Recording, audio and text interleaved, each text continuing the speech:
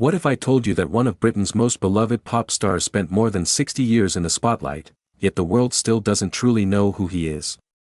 It sounds impossible in the age of constant headlines and social media.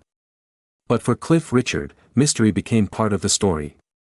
To millions of fans, Cliff Richard was the perfect pop idol. Polite. Charming. Safe.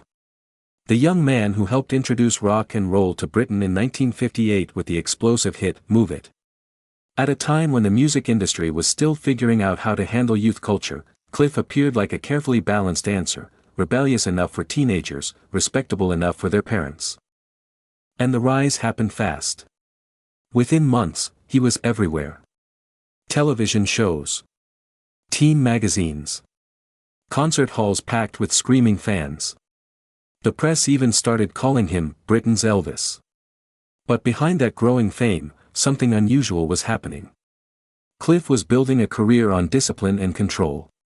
Every interview was measured. Every appearance polished. Nothing careless slipped through. Think about that for a moment.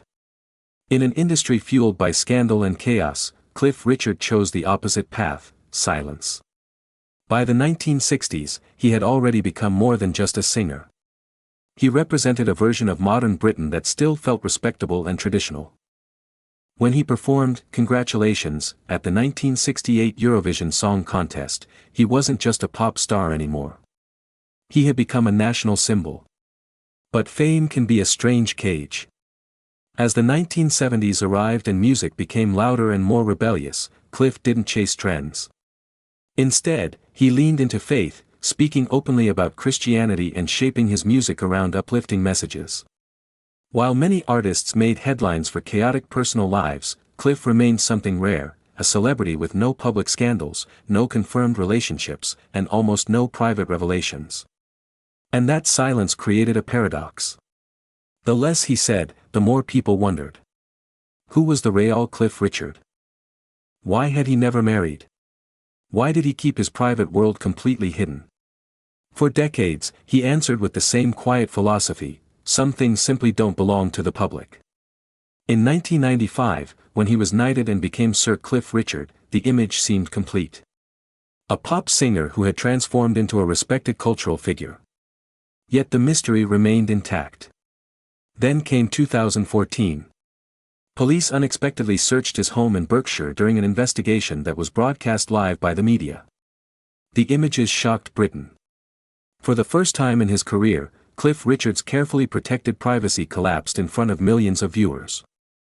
After 2 years, the investigation ended with no charges. But the damage to his reputation, and his trust in the media, was real. Cliff later fought back in court and won a landmark privacy case against the broadcaster that aired the search.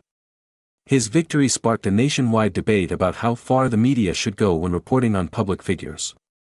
Yet through it all, Cliff returned to the stage. Even now, decades after that first guitar riff of Move It, he continues performing, reminding audiences that fame doesn't always reveal the full story.